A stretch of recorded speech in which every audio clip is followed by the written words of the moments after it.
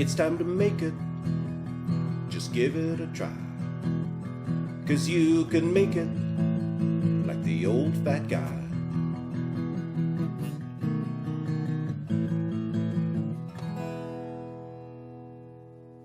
Welcome to this episode of You Can Make It. I'm David Farrell, also known as the Old Fat Guy. Today I'm going to make something that people make for special occasions, scalloped potatoes. When I was a kid growing up, scalloped potatoes were a fancy meal for special occasions. However, excuse me for saying this, Mom, I hated them. The old-fashioned scalloped potatoes were tossing the potatoes in some flour, putting a whole bunch of onions in them, pouring milk over them, and firing it in the oven. The problem was it made a gluey, pasty mess on the potatoes, in my opinion, and all you could taste was the onions. You didn't really get to taste the potatoes. Well, I'm going to show you how to make a better version of scalloped potatoes. My scalloped potatoes are going to be made by making a sauce separately, so it's a nice sauce, and it's going to be complexly flavored, but you're still going to taste the potatoes. It's not just going to taste like a bunch of onions chopped onto potatoes. So that being said, let's get into making some scalloped potatoes. Now, the first thing you're going to need for scalloped potatoes is, surprise, surprise, potatoes. So I have already sliced up a bunch of potatoes. Just to show you how I did it, though, I'm going to do one more. Now, what you're going to need is 750 milliliters or 3 cups of sliced potatoes. That's about 3 medium potatoes or 4 or 5 bit smaller potatoes. And you notice I don't peel my potatoes. There's a lot of good taste and vitamins and nutrition in the skins. I recommend you leave them on, but if you want to peel them, go ahead.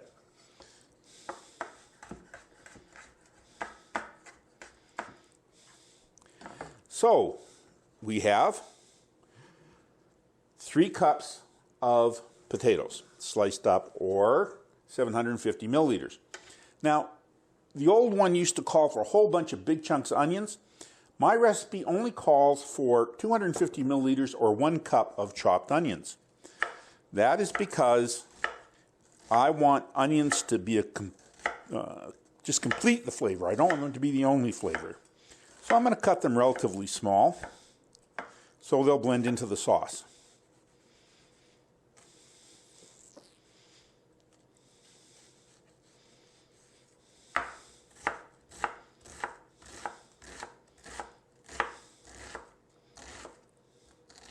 That should be about a cup of diced onion. So, now that we've got our vegetables sliced, we're ready to start making the sauce that we're going to put the scalloped potatoes together with. So I'm just going to heat up my stovetop here, and we're going to set it for medium-high. And there we go. And we're going to throw 2 tablespoons or 25 milliliters of butter into the pan. And we'll just let that melt. The butter's just about melted. And you'll note I'm using an omelet pan instead of a saucepan, only so you can see what's happening in the pan. You'd normally do this in a small little saucepan. Once the butter's melted, we're going to add 25 milliliters or 2 tablespoons of all-purpose flour. And we're going to whisk that into the butter. This is called making a roux. And once you've got it into the butter and you don't have any lumps left, you're going to add 300 milliliters or 1 1/4 cups of milk. Just pour it in, gradually whisking.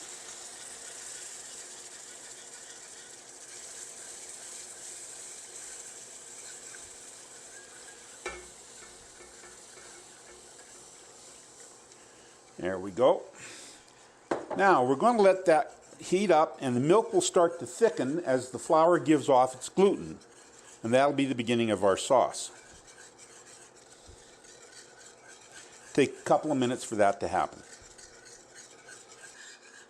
I've been stirring this for a couple of minutes, and some bubbles are starting to come up, and you'll notice it's just a little bit thicker, sort of like a heavy cream. And now we're going to add 175 milliliters or 3/4 of a cup of shredded cheddar. Get all that in there. And 50 milliliters or a quarter of a cup of shredded Parmesan. And just stir that in until it melts. And as it starts to melt, now you can turn the heat off on the cooktop. You'll have more than enough heat left to melt it. And you'll see you'll get a nice creamy cheese sauce. Now, if you've ever made au gratin potatoes, you'd be making something like this, but it'd be a lot cheesier. I'm not trying to make au gratin potatoes, I'm trying to make scalloped potatoes. I want just enough cheese to give the sauce some complexity. And now I'm going to add some seasonings to the sauce. And what I have here is 2 milliliters of salt and 3 milliliters of dry mustard and 1 milliliter of coarse ground pepper. So that's about a little over half a teaspoon of dry mustard, a little under half a teaspoon of salt, and about a quarter of a teaspoon of ground pepper. And 2 shakes of your favorite hot pepper sauce. Gotta have a little spice. And just stir those in.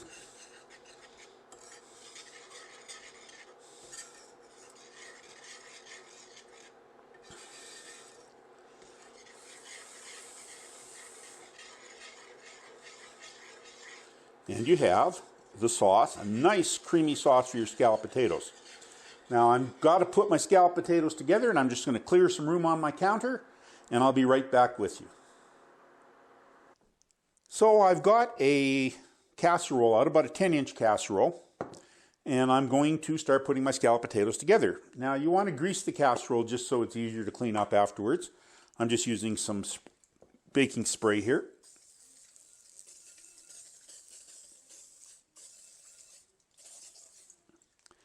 And we're going to put a third of the potatoes over the bottom of the pan, of the casserole. Now, do not worry about being exact. Rough eyeball third is just fine. Nobody's going to be coming around with a ruler afterwards and measuring it on you. And then we're going to take a third of the chopped onions and sprinkle them over the potatoes.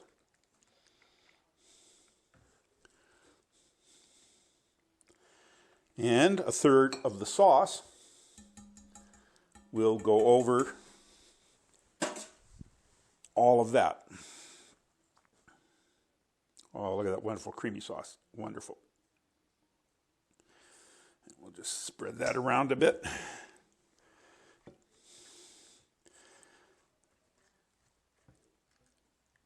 No gloppy flour and milk for me. And then we're going to put a second third of the potatoes over that.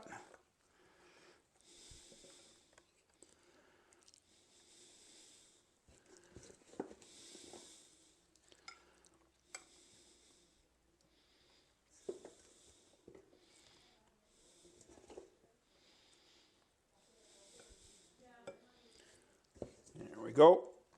And another third of the onions over that.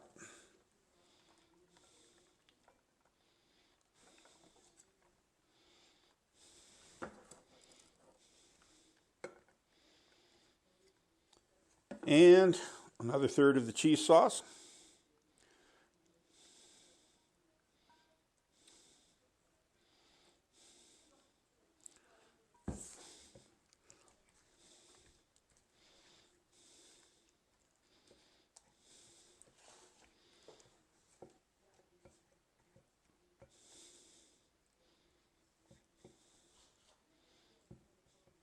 And the last of the potatoes.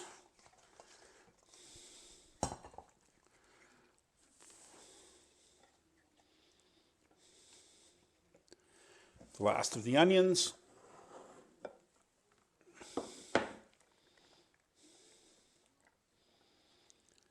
And the last of the cheese sauce. I was talking to my friend Bill about this, and he said it's so easy even he can do it. If Bill can make it, anybody can.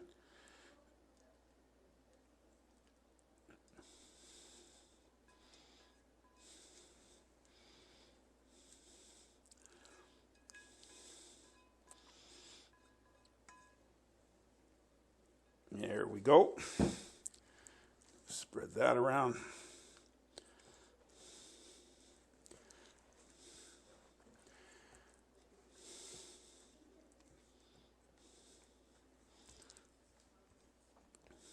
Now you'll notice it's not swimming in sauce like you used to do when you made it with the milk and flour when your mom made it.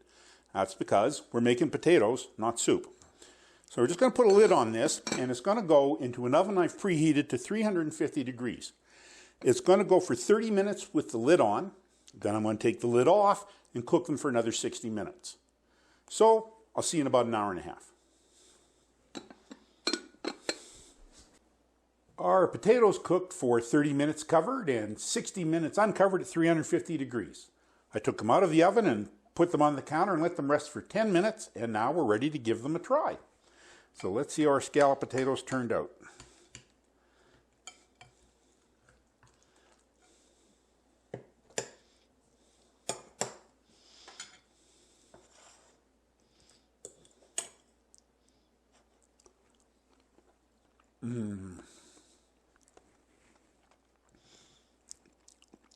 Sorry, Mom.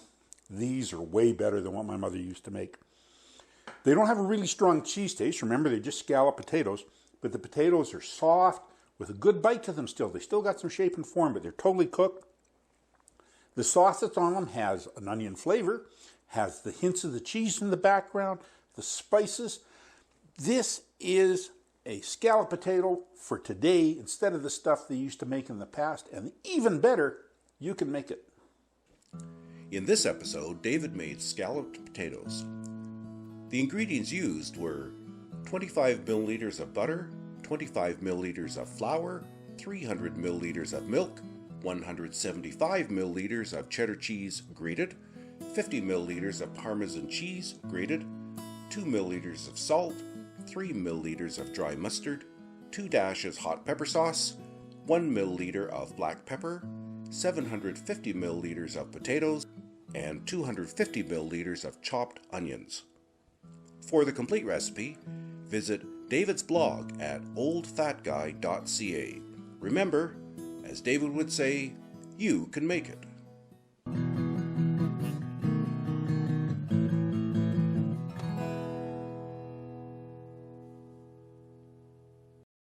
It's time to make it. Just give it a try. 'Cause you can make it like the old fat guy.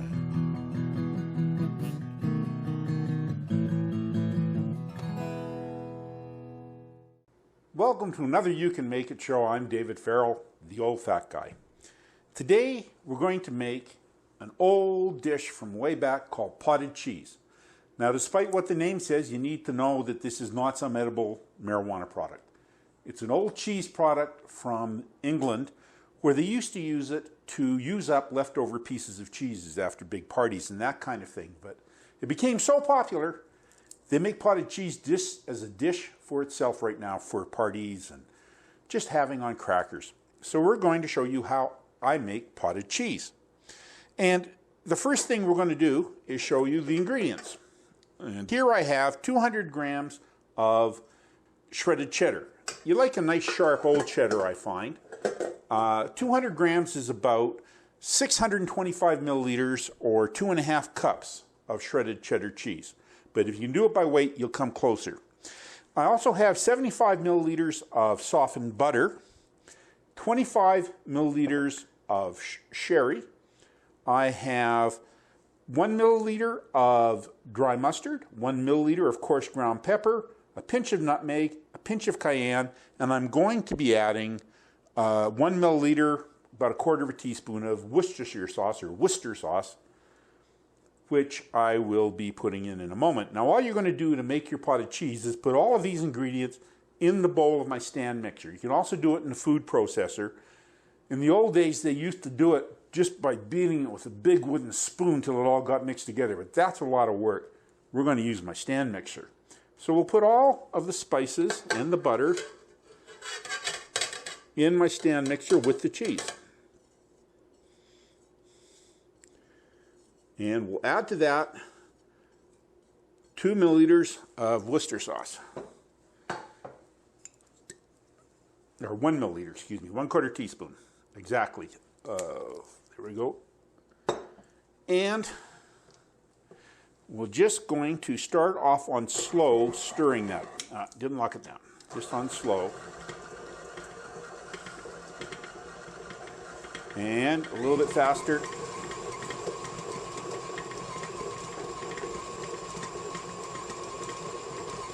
Let it go for about 30 seconds, and then we're going to scrape the bowl down.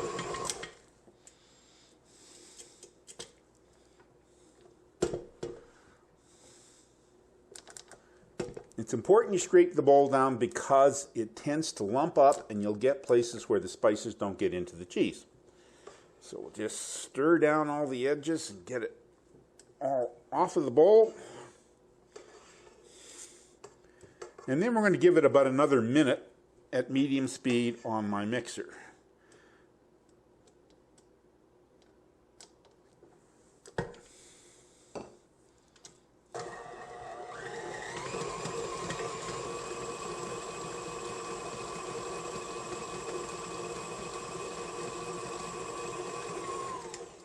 Okay, now that it's got to the point where it's kind of creamy, we're going to give it another scrape, and we're going to add what is the secret ingredient in my opinion, which is 25 milliliters of sherry. That gives it a really sophisticated taste. So we'll just scrape the bowl down. See how it's getting nice and creamy? That's what you're looking for.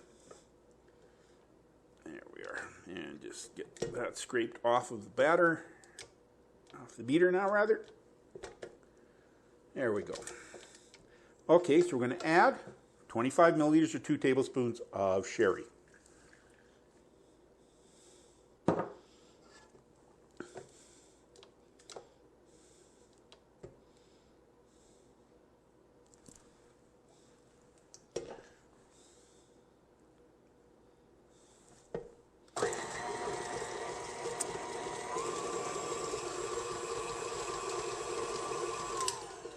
And just give it one more scrape and then a little bit more stirring and it's done.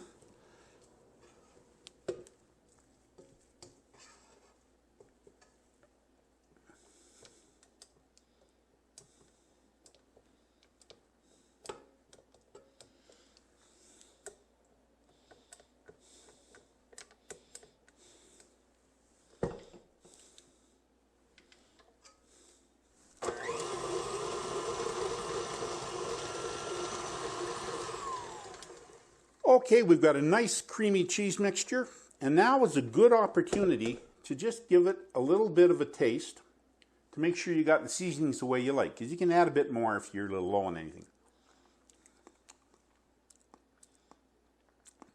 Nope, that's the way I like it.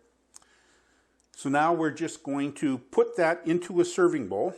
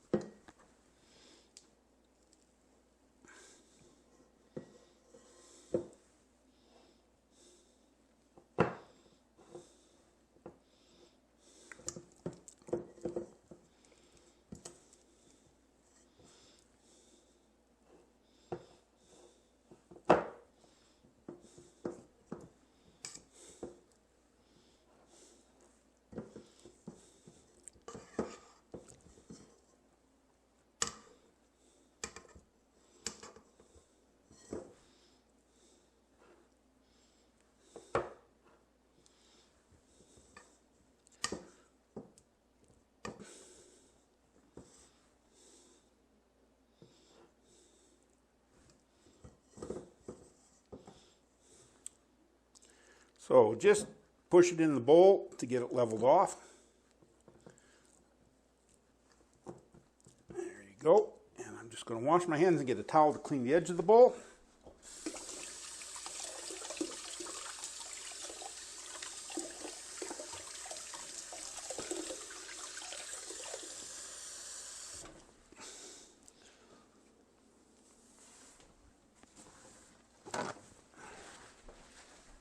we'll just want to wipe it up so it looks nice. Now, you want to let this sit in the fridge with some plastic wrap over it for at least a couple hours for the flavors to blend. And then you're going to let it sit out on the counter for 15 minutes before you serve it to get soft and creamy again. We're going to serve it with some crackers. See you in a while. I had my potted cheese sit in the fridge for about 4 hours, and then I left it on the counter about 15 to 20 minutes to soften up. So let's give it a try. You can see it's nice and creamy. Now, this is not like Cheese Whiz. This has got a really strong cheese flavor, so I suggest you use it sparingly. Put it on a cracker, and let's give it a taste.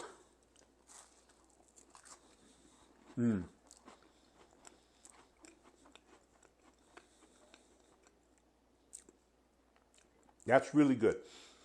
You can think of this as adult cream cheese or adult Cheese Whiz.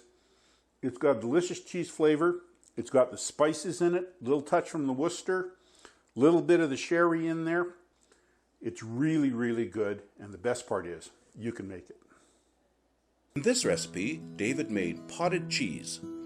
The ingredients used were 200 grams of cheddar cheese, 75 milliliters of softened butter, 25 milliliters of sherry, 1 milliliter of dry mustard, 1 milliliter of coarse black pepper, 1 milliliter of Worcestershire sauce, a pinch of nutmeg, and a pinch of cayenne. For the complete recipe, visit David's blog at oldfatguy.ca. Remember, you can make it.